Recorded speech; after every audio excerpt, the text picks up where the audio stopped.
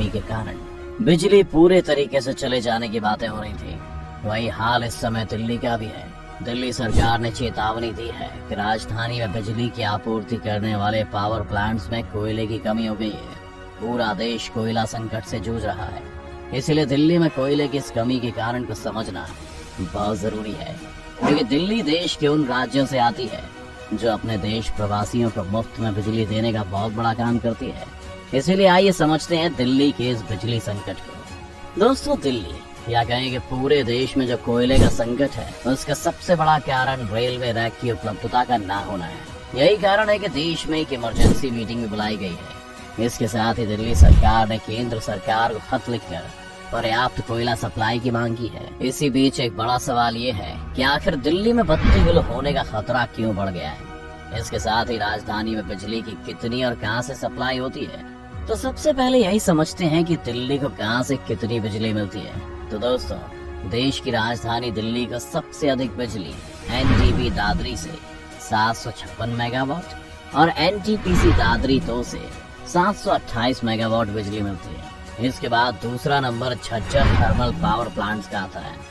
दिल्ली को यहाँ से 693 मेगावाट की बिजली मिलती है। इसके अलावा सामान से 446 मेगावाट, एनटीपीसी रेहन से 358 मेगावाट, एनटीपीसी सिंगरौली से 300 मेगावाट, कैलगांव से 157 मेगावाट, एसजेवीएनएल थानपा झाकरी से 142 मेगावाट, एनटीपीसी ऊंचाहार से 100 मेगावाट के साथ ही कुछ अन्य पावर प्लांट से भी दिल्ली को बिजली मिलती है। इस वजह से है बत्ती गुल होने का खतरा।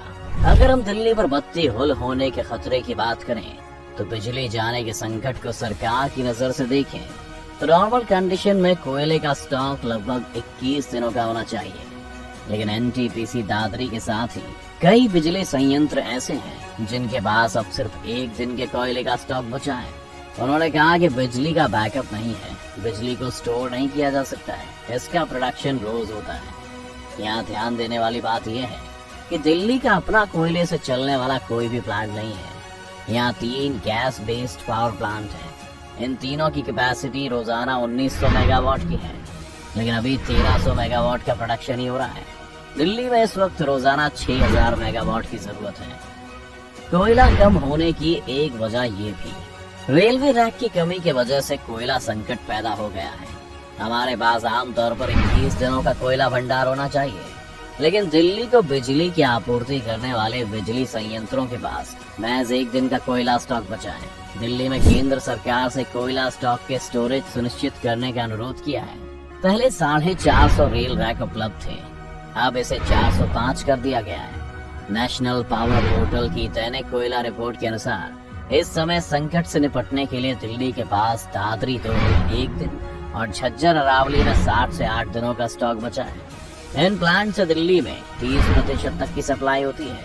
दिल्ली के कुछ हिस्सों में ब्लैकआउट से बचने के लिए मेट्रो के संचालन में इन स्टेशंस की अहम भूमिका रहती है। यहाँ कोयले की अरेंजमेंट होती रहे ताकि दिल्ली वालों को 24 घंटे बिजली मिलने में कोई परेशानी ना हो। दिल्ली नहीं, भीषण गर्मी के बीच देश में बिजली की बड़ी किल्लत बढ़ रही है। उत्तराखंड, झारखंड, आंध्र प्रदेश, तमिलनाडु, महाराष्ट्र और पंजाब समेत कई राज्यों में उपभोक्ताओं को 2 से 8 घंटे तक बिजली कटौती का सामना करना पड़ रहा है। यूपी में इन दिनों रोज 23,000 मेगावाट बिजली की मांग है, लेकिन आपूर्ति सिर्फ 20,000 मेगावाट की है। ऐसे में ग्रामीण क्षेत्रों और छोटे शहरों में बिजली कटौती की जा रही है। देश के करीब 85 पावर प्लांट्स में कोयला खत्म होने के कगार पर है। रेलवे ने अगले आदेश तक 8 पैसेंजर ट्रेनों का संचालन रोककर पावर प्लांट्स तक कोयले की सप्लाई बढ़ाने के लिए इमरजेंसी रूट्स बनाए हैं। देश में इन दिनों बिजली की कुल कमी 62.30 करोड़ यूनिट तक पहुंच गई है। ये संकट कोयले की कमी से हुआ है। देश में कोयले से 70% बिजली का उत्पादन होता है। बिजली संयंत्रों में कोयले का भंडार 9 सालों में सबसे कम है। हालांकि सरकार का कहना है कि कोयले की कमी नहीं है, सरकार कोयला आयात कर रही है। केंद्र की तरफ से कहा गया है कि 25 अप्रैल तक पावर प्लांट्स के पास 2.19 करोड़ टन कोयला था, जो अगले 910 दिनों के लिए काफी है। इसके साथ ही 7.25 करोड़ टन कोयले का स्टॉक कोल इंडिया के पास है। देश में कुल कोयला संकट के कारण की बात करें तो पहला रीजन तो बिल्कुल चमकता हुआ दिखाई दे रहा है। सबको पता है कि कैसे लॉकडाउन की वजह से देश की लगभग सभी फैक्ट्रीज बंद हो चुकी थी, लेकिन लॉकडाउन खत्म होते ही पिछले 2 महीनों में बिजली की डिमांड अचानक से बढ़ी है। ऐसा इसलिए क्योंकि बंदी और सुस्ती की कगार पर पहुंचे फैक्ट्रीज में तेजी से काम शुरू हुआ। इससे बिजली की खपत अचानक बढ़ गई, जिसके बारे में उनके इलेक्ट्रिसिटी सप्लायर कंपनी ने बिल्कुल भी नहीं सोचा था, और वो कोयले को पहले ही अपने प्लांट्स में स्टोर करने की जगह कम कोयले में ही काम करना शुरू कर दिए थे। और तभी से लेकर अब तक देश में कोयले के स्टोरेज पर काम उस तरीके से हो रहा था। शायद आपको लग रहा होगा कि सिर्फ भारत में ही बिजली जाने वाली है, तो ऐसा बिल्कुल भी नहीं है, क्योंकि आपको तो पता ही होगा कि कोरोना काल पूरे विश्व के लिए था और पूरा विश्व इन समस्याओं से जूझ रहा था। इसीलिए कोयले की आपूर्ति का अनकट विश्वव्यापी है।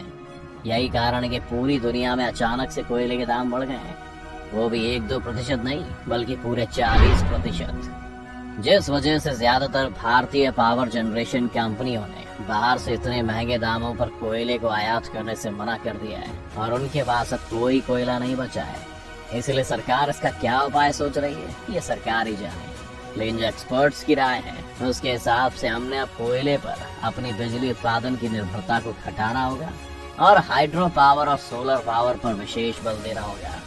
साथ ही अब अगर बात कोयले की करें तो सरकार की जिम्मेदारी बनती है कि वो किसी भी तरीके से जरूरी ट्रेन और ट्रांसपोर्ट का सहारा लेकर जल्द से जल्द कोयले की आपूर्ति करे। और अगर इसमें भी देर होती है तो दोस्तों अब आप अपने मोहल्ले में जनरेटर की जंगली आवाज सुनने के लिए तैयार हो जाएंगे, और अगर मुमकिन हो तो दिवाली के दिए के साथ एक परमानेंट लैंप भी खरीद ही लें, क्योंकि वापस आने वाला है तमराश फिल्मिश। अगर बिजली की कमी पूरी नहीं हुई तो कैसे गुजारेंगे आप अपना समय? कृपया कमेंट करके हमारी भी मदद करें। अगर आज की वीडियो आपको पसंद आई हो तो उसे लाइक करने के साथ साथ अपने दोस्तों और रिश्तेदारों के साथ शेयर जरूर कर दें।